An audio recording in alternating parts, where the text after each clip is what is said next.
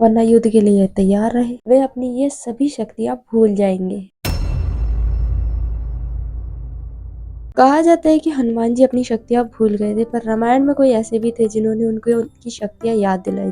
रामायण की कथा के अनुसार हनुमान जी बहुत शरारती थे और वो वन में जाके बहुत शरारत किया करते थे, और उनकी शरारतों की वजह से ऋषि लोग ना ध्यान कर पाते थे, ना पूजा कर पाते थे, और ना ही हवन कर पाते थे, और इसी वजह से बहुत से ऋषि उनसे नाराज भी थे। और यही कारण है कि हनुमान जी की शरारतों से परेशान होकर एक दिन ऋषि अंगीरा और ऋषियों ने उन्हें श्राप दिया था कि जिन शक्तियों के कारण हनुमान जी इतना उछल कूद कर रहे हैं और सभी को परेशान करते हैं, वे अपनी ये सभी शक्तियां भूल जाएंगे। लेकिन जब हनुमान जी ने ऋषि मुनि से क्षमा मांगी तो एक बालक की प्रार्थना पर उनका मन पिघल गया, और उन्होंने हनुमान जी को कहा कि समय आने पर हनुमान जी को उनकी सभी शक्तियां याद आ जाएंगी। और जब माता सीता जी की खोज के लिए श्री राम जी और अन्य वरिष्ठ जन ने सुझाव दिया कि युद्ध से पूर्व एक बार लंका जाकर रावण को संदेश देना चाहिए कि वह अपनी गलती सुधार ले, रघुवंश की कुल बंधु माता सीता जी को लौटा दे, वरना युद्ध के लिए तैयार रहे। अब सवाल ये उठा कि अकेले लंका जाए कौन। फिर ऐसे में जामवंत जी ने कहा कि हनुमान जी के पास असीम शक्तियां हैं, इसीलिए वे